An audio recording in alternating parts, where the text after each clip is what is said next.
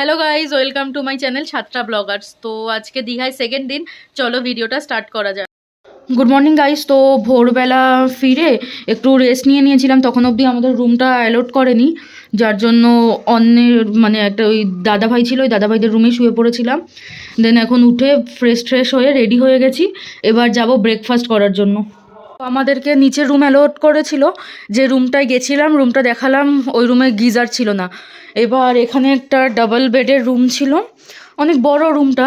তো আমাদের বলেছিল যে আপনারা যদি এই রুমটা নেন তাহলে একটু বেশি চার্জেস পে করতে হবে। তো এটা তিনতলায়, এবার সবাই তিনতলায় আছে, মানে পাঁচটা বাদবাকি পাঁচটা রুমই তিনতলায় দেওয়া হয়েছে। তো আমরাও বললাম যে ঠিক আছে, তাহলে আমাদের এই রুমটাই দিয়ে দিতে। তো এই রুমটা নিয়েছি, এবার যাব ব্রেকফাস্ট করতে। লিফটে করে নেমে পড়েছি, এবার বাইরের দিকে বেরাবো। সবাই অলরেডি বাইরে দাঁড়িয়ে রয়েছে, তো এই সবাই দাঁড়িয়ে রয়েছে, এখানে টোটোও ডেকে নিয়েছে। এই দাদার টোটোতে করে এখন নিউ দীঘা সি বিচের ওখানে যাব ব্রেকফাস্ট করতে। এই নিউ দীঘার সি বিচের কাছে প্রায় চলে এসেছি, আশেপাশে সব লোকজন ওদিকেই যাচ্ছে হাঁটতে হাঁটতে। তো এখানে চলে এসেছি নিউ দীঘা সি বিচের সামনে। এই যে এইদিকে সামনেটাই বিচ আছে, জাস্ট টোটো থেকে নামলাম, ওই যে ওই দোকানে সবাই খেতে গেছে, এবার আমরাও যাব ব্রেকফাস্ট করতে। দেন ব্রেকফাস্ট করে নিয়ে রুমে গিয়ে ফ্রেশ হয়ে তারপর আবার বিচের দিকে আসবো। এখানে ব্রেকফাস্ট করতে এসেছি, যে কাকা কচুরি ভাজছে, কচুরি পেটাই পরোটা সব করবে। বহুত খিদা পেয়েছে, অনেক লেট হয়ে গেছে, 11টা সাড়ে 11টা বেজে গেছে। তো খাওয়া দাওয়াটা করে নিতে হবে তাড়াতাড়ি। যে আমার বেস্ট ফ্রেন্ড, ও এসেছিলো সাডেনলি, কালকে ফোন করেছে, বলছে কোথায় আছিস, চাইলাম যে এই তো দীঘা আসছি, বলছে আমিও তো দীঘাতেই আছি। তো আজকে বেরিয়ে যাবে, আজকে 12:40 ট্রেন আছে, তো আমরা বেরিয়ে যাচ্ছি, আরও আসছে। এখানে আমি ব্রেকফাস্টে নিয়েছি পেটাই পরোটা আর ঘুগনি। এখানে শুভ নিয়েছে মুড়ি ঘুগনি, ও মুড়ি ঘুগনি খাবে, আমি পেটাই পরোটা খাবো।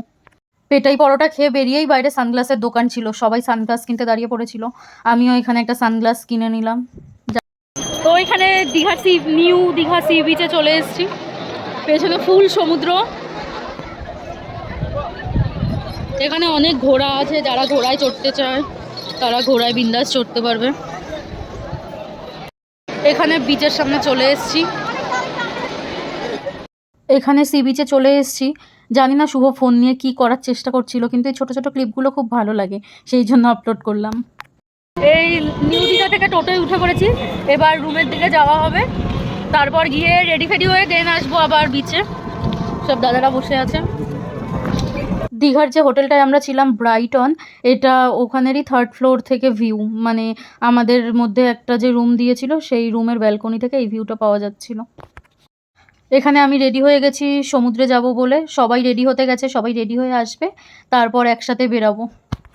বিচ থেকে স্নান করে চলে এসেছি, এখানে এসে ফ্রেশ হয়ে নিয়ে পুরো ড্রেস পরে রেডি হয়ে গেছি, সবাই অলরেডি নিচে চলে গেছে। এবার ওল্ড দীঘা যাব, ওল্ড দীঘায় গিয়ে লাঞ্চ করব, তারপর একটু বিচের সাইডে বসবো, দেন তারপর আবার হোটেলে ব্যাক করব। এখানে রেডি হয়ে গেছি, সব টোটোতে উঠছে, বেরিয়ে পড়েছি, এবার ওল্ড দীঘা যাওয়া হবে। ওল্ড দীঘায় চলে এসেছি,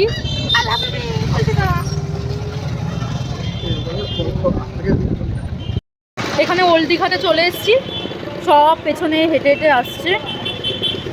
এবার অনেক লেট হয়ে গেছে, 6টা বাজে প্রায়, এখন লাঞ্চ করতে হবে, কিছু করার নেই। টোটো থেকে নেমে পড়েছি, নেমে সব হেঁটে হেঁটে আসছে। এখানের যে ওল্ড দীঘার মন্দিরটা আছে, এই মন্দিরের পেছন দিকেই একটা খুব ভালো রেস্টুরেন্ট আছে, মানে প্রত্যেকবার দীঘাতে আসলে ওখান থেকেই খাবার খাই। তো এখানে মায়ের পুজো হচ্ছিল, খুব সুন্দর লাগছিল মায়ের মূর্তিটা দেখতে। যে হোটেলটা প্রত্যেকবার খাবার খাই, ওই হোটেলে খাবার শেষ হয়ে গেছিলো, তো তার জন্য এই আজকাল বলে একটা হোটেল ছিল, এই হোটেলেও শুনেছি ভালো খাবার পাওয়া যায়। তো এখানে চলে এসেছি, এসে এখানে লাঞ্চ নিয়েছি। এখানে দিয়েছে সাদা ভাত আর ঝুরি ঝুরি আলু ভাজা, তার সাথে একটা ওলের তরকারি আর ডাল, আর তার সাথে রয়েছে মাছের মাথা দিয়ে বাঁধাকপি। এখানে চিকেন নিয়েছিলাম, দারুণ ছিল।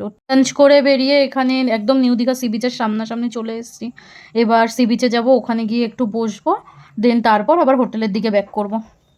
সন্ধেবেলার টাইমে সমুদ্রের এরকম ভিউ আর সমুদ্রের এই সাউন্ডটাই, মানে এই কম্বিনেশনটাই আলাদা লেভেলের। ওল্ড দীঘার বিচ,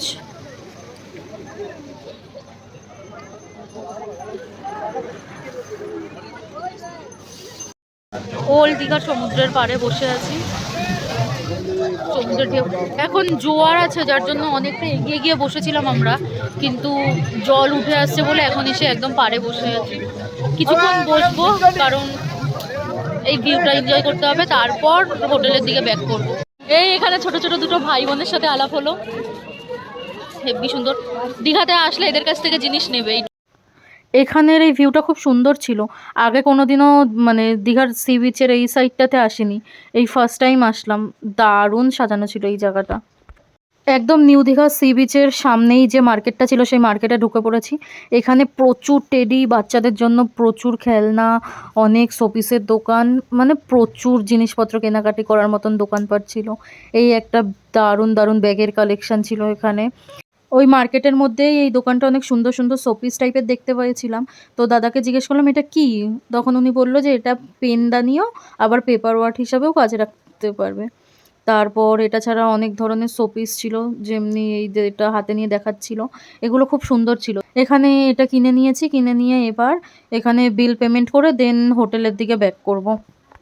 এখানে টোটো স্ট্যান্ডে চলে এসেছি, এবার এখান থেকে টোটো ধরে দেন আবার হোটেলে ব্যাক করব। হোটেলে ঢুকতে ঢুকতে একটু লেট হয়ে গেছিলো বলে আমরা ফোন করে খাবার অর্ডার দিয়ে দিয়েছিলাম, তো এখানে মিক্সড রাইস আর চিলি চিকেন দিয়ে গেছে।